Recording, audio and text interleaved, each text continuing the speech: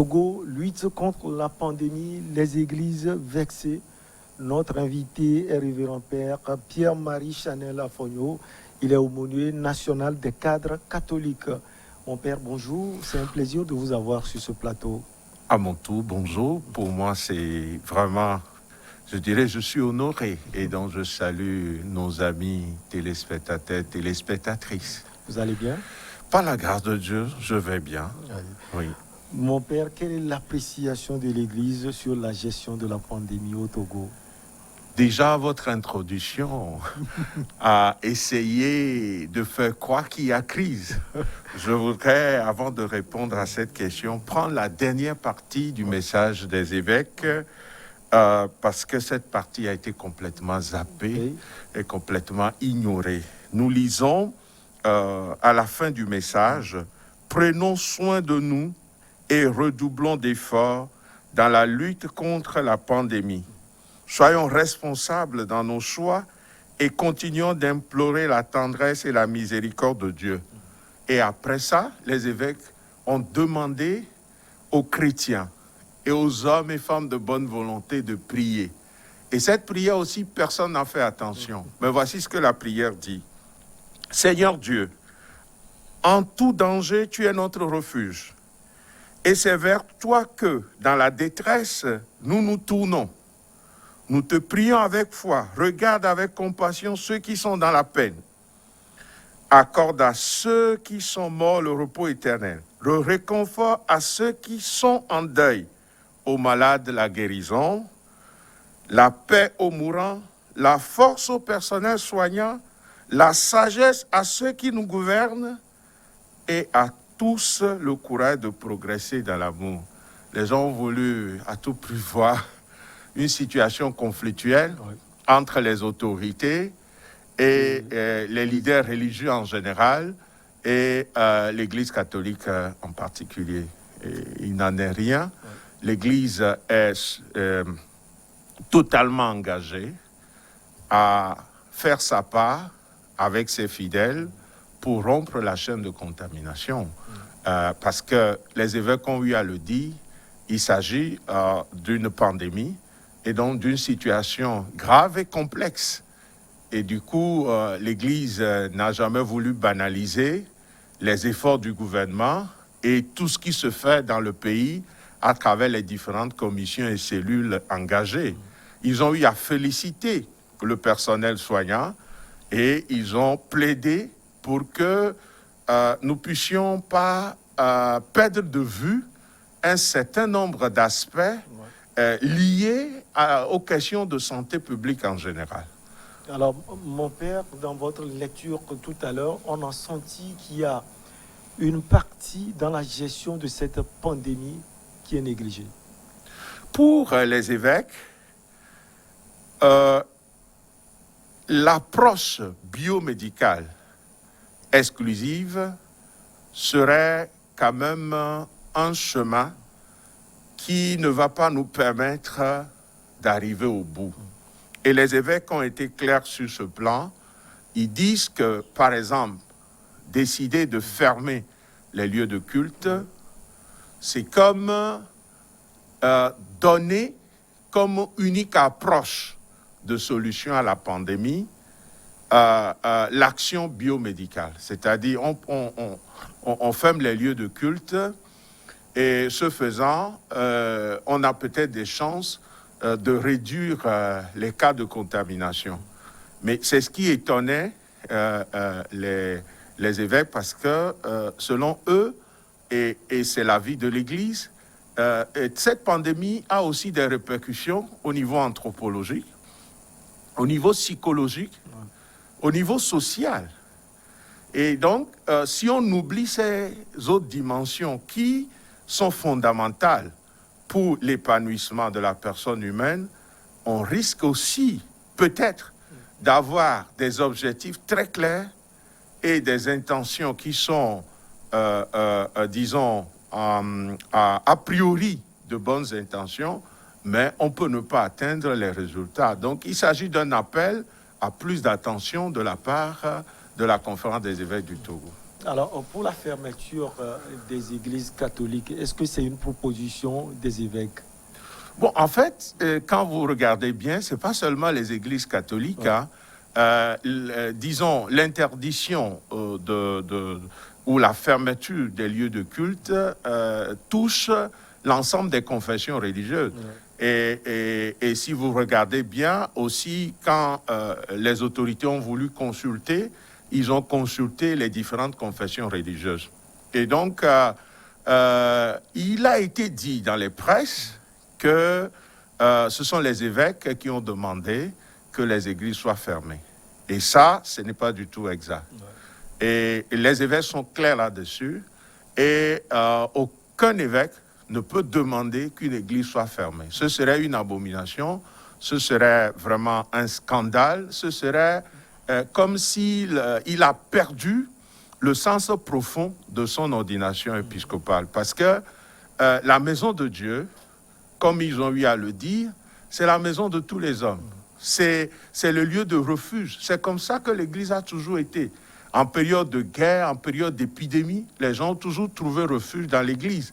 Et il y a des grands saints dans l'histoire de l'Église qui ont donné leur vie pour gérer des situations comme celle-là. Quand on passe à Saint Camille de Léris, quand on parle à Saint Jean de la Croix et d'autres, même Saint Jean Bosco qui, durant l'épidémie de choléra dans la ville de Turin, a mobilisé ses fils spirituels pour prendre soin des malades. Donc c'est de la tradition de l'Église qu'en cas de situation grave, d'épidémie, de guerre ou autre, l'Église soit refuge. Donc aucun évêque ne peut formuler cette demande. Mais qu'est-ce qui s'est passé? En réalité, il a été demandé durant la consultation et d'après ce que nous avons reçu comme compte rendu aux évêques. D'abord, on leur a présenté la situation de la pandémie dans le pays. Et ça, nous félicitons les autorités pour tout le travail qui se fait, pour alerter, pour anticiper tout.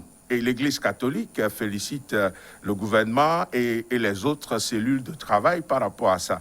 Mais ce qui leur a été proposé, c'est d'exiger, avant l'entrée dans les églises, le passeport vaccinal ou la preuve de vaccination, ou bien de fermer l'église.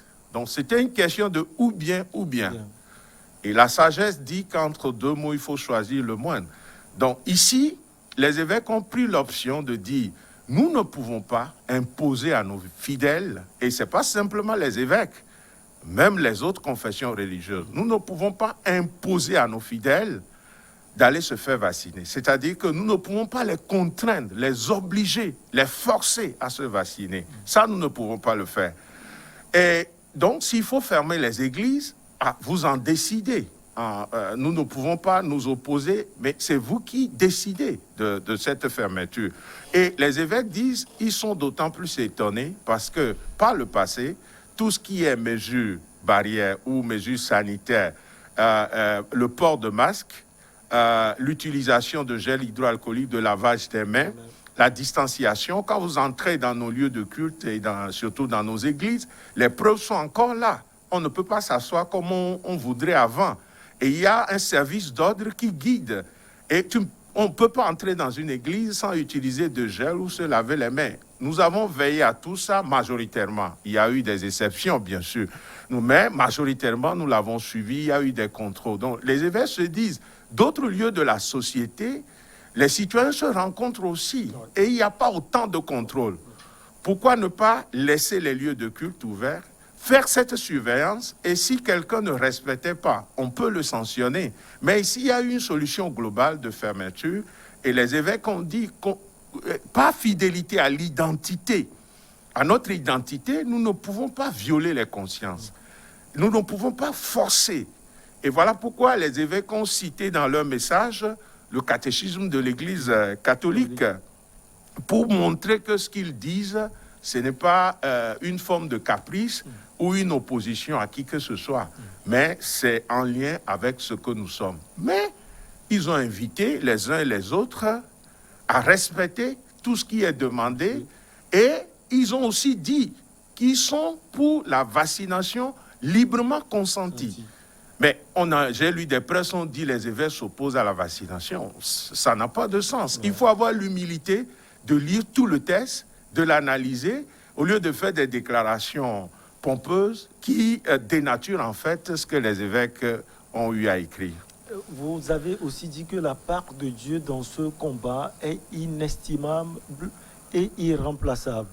Est-ce que cela veut dire, mon père, que les autorités ignorent cette grandeur, si on peut le dire, ce travail sublimissime de Dieu dans le combat contre la pandémie à coronavirus? À mon avis, non, parce que je crois que nos autorités sont des croyants. Et parmi eux, il y a de dignes fils et filles de l'Église catholique que je salue.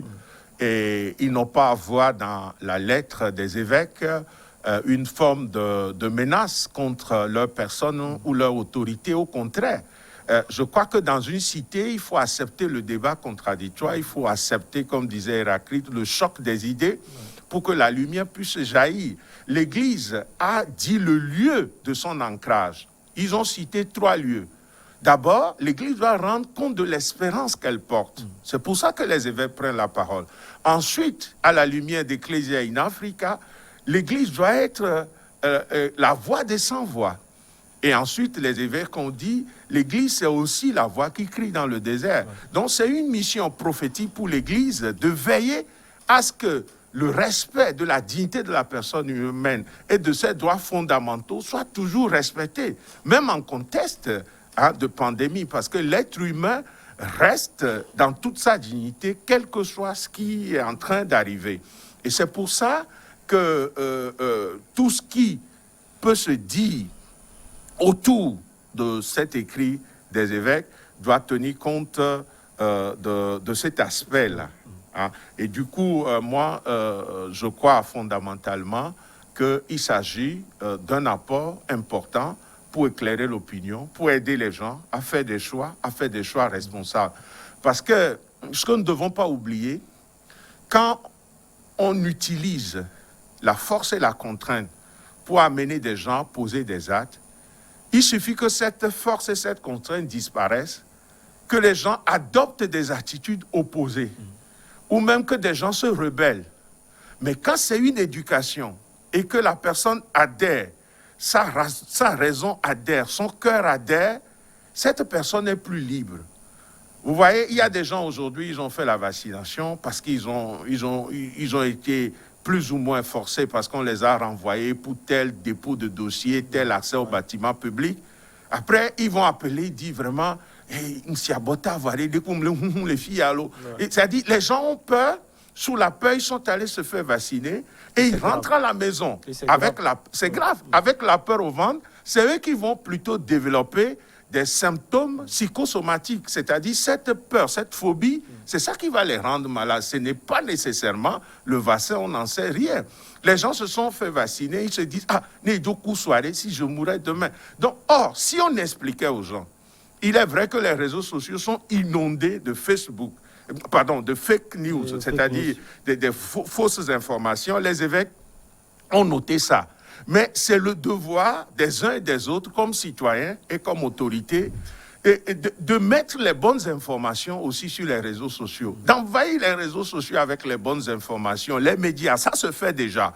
Mais on peut encore faire davantage pour que chaque Togolais comprenne que si je me vaccine, je décide de le faire en toute liberté parce que ça me permet d'avoir telle protection et ça me donne tel avantage. Et quand j'évalue tout ce qui est avantage par rapport au risque, je prends l'option de me vacciner. C'est vrai que ce n'est pas aussi facile, mais ça donne des résultats qui durent dans le temps.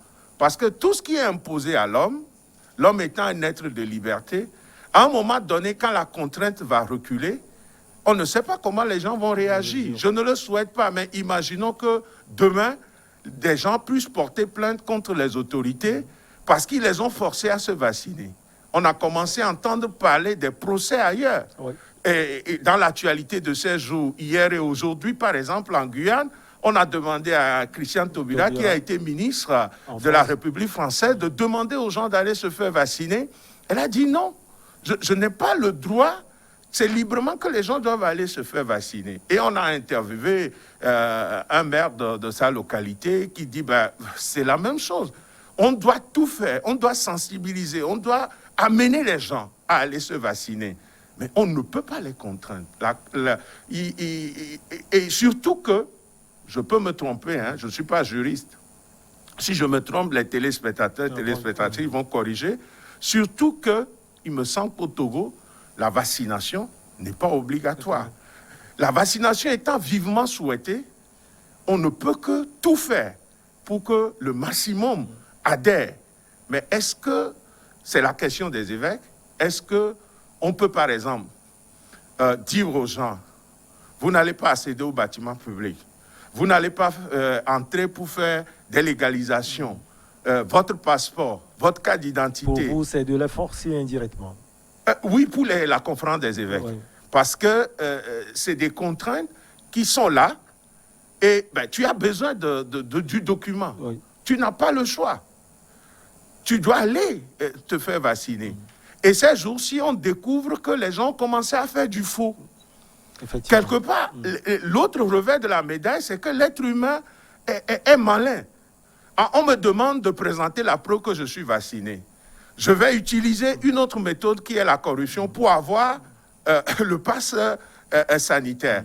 Et la preuve, c'est qu'on n'a pas entendu parler de ça avant les contraintes qui ont commencé. Donc, moi, je plaide à la suite de la conférence des évêques du Togo que d'abord, les journalistes arrêtent de faire croire qu'il y a conflit, opposition entre le gouvernement et l'Église catholique. Il n'y en a pas. Et nous voudrions dire haut et fort ici que l'Église est engagée dans cette lutte pour rompre la chaîne de contamination. Et nous voudrions dire aussi haut et fort merci pour les efforts qui se font à différents niveaux, depuis le gouvernement jusqu'aux soignants qui sont en salle avec les malades. Cela doit être félicité. Voilà pourquoi chaque jour, chaque prêtre dans ce pays prie. Et quand vous entrez dans nos églises, chaque dimanche, nous prions pour nos autorités. Nous ne pouvons pas les avoir en haine et prier pour eux. La prière que je viens de dire, mais chaque jour, nous devons dire cette prière. Et la prière, la prend en compte les gouvernants. Il faudrait que dans notre pays, nous comprenions que c'est ensemble que nous allons relever les défis. Et non en tant qu'entité prônant, excusez-moi, l'arrogance, la suffisance, la pensée unique et tout ça. C'est ensemble. Et il nous faut beaucoup d'humilité parce que nous sommes devant une situation complexe où même les scientifiques ne peuvent pas dire qu'ils sont d'accord à 100% sur tout. Et on ne peut pas attendre que les scientifiques soient à 100% d'accord avant de mener des actions en termes de prévision. Voilà pourquoi la conférence des évêques du Togo propose aussi qu'on n'oublie pas les autres formes de pathologie, qu'on n'oublie pas qu'on peut aussi mener des actions pour que l'immunité naturelle des citoyens soit aussi engagée dans cette lutte, qu'on doit aussi continuer à mettre l'accent sur le traitement et tous les autres moyens, et que l'orientation ne soit pas simplement comme si nous pourrons aller uniquement avec le vaccin. Puisque l'OMS même dit qu'aujourd'hui, les vaccins, c'est vrai, font leur travail. Et les études sont encore en cours. Ouais. Mais personne ne peut dire à ce jour que les vaccins nous protègent contre la transmission du virus, donc contre la contamination et la transmission. Mais ça nous protège contre les formes graves. C'est ce que nous lisons, c'est sur le site de l'OMS. Donc quand c'est comme ça, il est bien de se protéger contre les formes graves. Les études vont encore nous dire d'autres choses. Mais en même temps, il faut arriver à argumenter, à convaincre les citoyens, à les amener à adhérer à ce mouvement qui va entraîner la rupture de cette pandémie. C'est la position plus ou moins de l'Église que j'ai essayé de dire à ma manière et peut-être j'ai trahi quelque chose. Si c'est le cas, je demande pardon. Mon père, vous pensez que vous êtes écouté si le gouvernement n'arrive pas à ouvrir les églises déjà le 10 à venir? Quelle sera la réaction de l'Église? Non, l'Église n'a pas de réaction. Je l'ai dit tout au long de l'émission. L'Église n'est pas là pour, comment dire, pour être en train de contrecarrer le gouvernement dans ses actions. Non. Mais vous dénoncez les droits les plus élémentaires des citoyens. En fait, ici, comme j'ai eu à le dire, c'est la voix prophétique de l'Église. L'Église est experte en humanité. Et chaque fois, et dans tout domaine, où l'Église observe qu'il y a risque, ou réellement, il y a quelque chose qui va contre la dignité de la personne humaine, c'est son devoir de pouvoir dire ça, d'attirer l'attention, de tirer la sonnette d'alerte, si je peux ainsi parler. Et donc, l'Église n'aura à faire rien. C'est au gouvernant de décider. Mais l'Église sait que notre gouvernement ne va pas décider de façon arbitraire. Le gouvernement ne va pas décider par caprice. Les décisions vont se prendre à base d'études. Et il faut que ces études-là soient suffisamment documentées, que ce soit véritablement des faits et qu'on a pris le temps de connaître les chiffres. C'est ça qui est important. C'est ça qui va aider le gouvernement à prendre des décisions. Et la voix de l'Église est une contribution.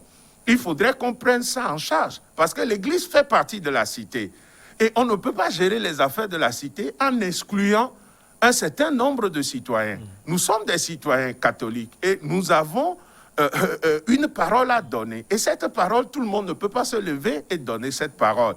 Cette parole ne peut être donnée que les pasteurs propres que sont les évêques. Et c'est ce qu'ils ont eu à faire pour nous aider. Donc c'est une aide. On ne peut pas voir dans ça une guerre entre le gouvernement et l'Église catholique. Donc si les églises s'ouvrent, gloire à Dieu, merci aux autorités et ceux qui auront fait le travail nécessaire pour que ce soit ainsi.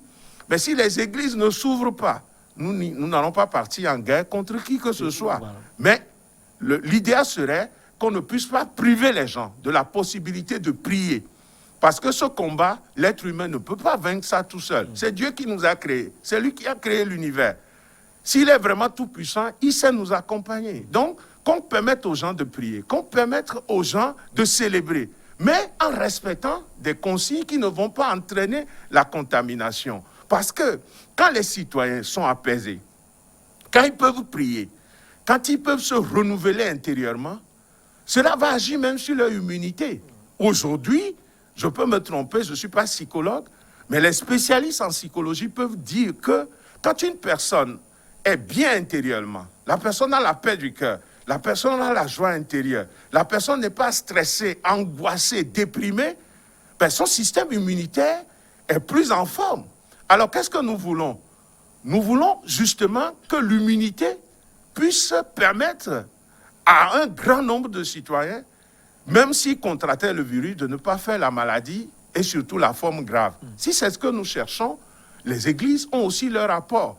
Les églises veulent participer à la sensibilisation. Et ça a été fait. Il y a eu des évêques qui ont appelé, qui ont encouragé à aller se faire vacciner. Et il ne faut pas qu'on oublie ça. C'est la contribution aussi de l'Église. Dans les églises, on a dit, on a expliqué aux gens qu'est-ce que la vaccination, qu'est-ce que vous devez faire, qu'est-ce que vous ne devez pas faire. Donc, les leaders religieux, leurs paroles comptent aussi pour sensibiliser afin de créer cette adhésion libre et responsable. Ce n'est pas simplement par la contrainte que ça peut s'obtenir. Mon père, dans ce moment de fermeture, comment vous êtes en contact avec la communauté catholique? C'est très difficile, mais vous savez que la religion n'est pas simplement un fait social, n'en déplaise à ceux qui définissent la religion comme cela. C'est une relation spirituelle, c'est-à-dire une relation avec Dieu, qui exige une intériorité. Voilà pourquoi nous sommes des êtres, non seulement de corps, mais d'âme et d'esprit aussi. Et donc, dans les familles, les frères et sœurs continuent de prier. Grâce aux réseaux sociaux, il y a des célébrations que les gens suivent à distance. Les prêtres, chaque jour, dans toutes les paroisses, célèbrent des messes, parce que nous sommes des gens en communauté. C'est comme une famille. On ne va pas dire à la femme, tu ne t'approches pas de ton mari, les enfants, tu ne t'approches pas des parents. Nous aussi, nous vivons en communauté. Donc, moi, par exemple, avec mon confrère, nous vivons au quotidien, nous sommes à table. Donc, nous pouvons célébrer. C'est comme ça dans plusieurs paroisses. Le contact reste donc individuel. Il y a des gens qui peuvent toujours venir à la paroisse. Il y a même des gens qui peuvent aller prier. Les lieux de prière, ce qu'il ne faut pas, c'est qu'on se retrouve en groupe pour célébrer. Et ça peut augmenter les risques de contamination. Mais quand je vais prier tout seul, je vais prier avec ma famille dans une église, je ne prends aucun risque. Et donc, nous devons continuer à prier. Et ça, c'est un appel que je lance aux chrétiens. Ce n'est pas parce que les églises sont fermées que nous sommes dispensés de prier, de lire la parole de Dieu, de partager la parole de Dieu et de suivre les célébrations, soit à distance. Et cela ne nous empêche pas aussi d'aller vers nos pasteurs, d'aller à des rencontres, d'aller à des partages, d'aller se faire écouter, d'aller se faire confesser, par exemple chez nous les catholiques et tout le reste. Donc, il ne faudrait pas non plus que les chrétiens deviennent victimes d'une paresse personnelle en ces moments. Au contraire, nous devons redoubler d'efforts parce que ce que les gens oublient, pendant près de 4 siècles, nos ancêtres dans la foi, les chrétiens, n'ont pas eu d'église.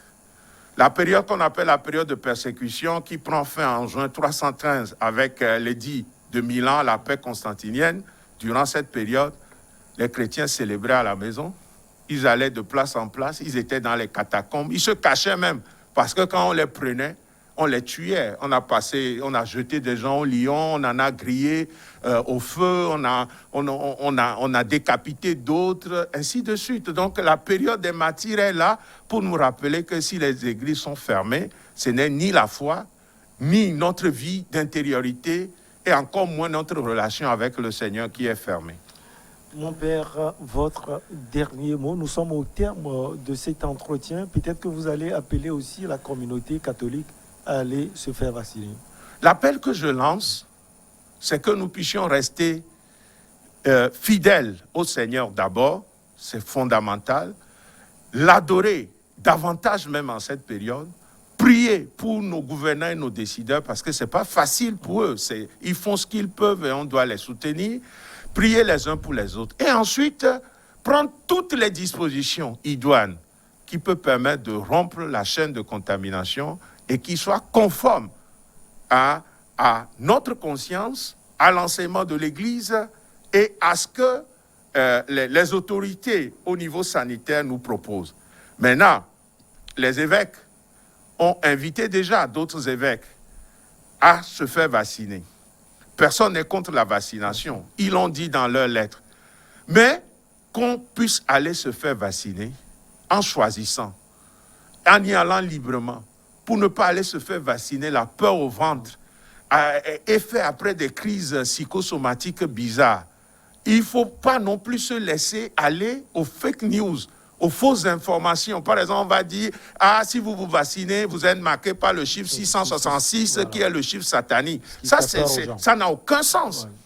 La vaccination n'est pas un acte spirituel. Et donc, ici, c'est la personne. Ce que nous défendons est au niveau éthique. C'est-à-dire qu'il faut adhérer en toute liberté, en toute responsabilité. Donc, tous ceux qui peuvent aller se faire vacciner en toute liberté, en toute responsabilité, nous les encourageons à la suite des évêques. Mais respectons aussi les autres mesures barrières.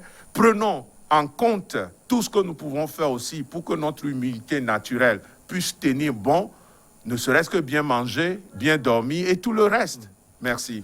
Merci beaucoup à vous, révérend Père Pierre-Marie Chanel Afogno. Vous êtes aumônier national des cadres catholiques. Ça a été un plaisir de vous avoir sur ce plateau. On va marquer donc la pause pour le journal et on revient avec nos invités Francisco Napokura, Chris Ega et Kosiga à côté.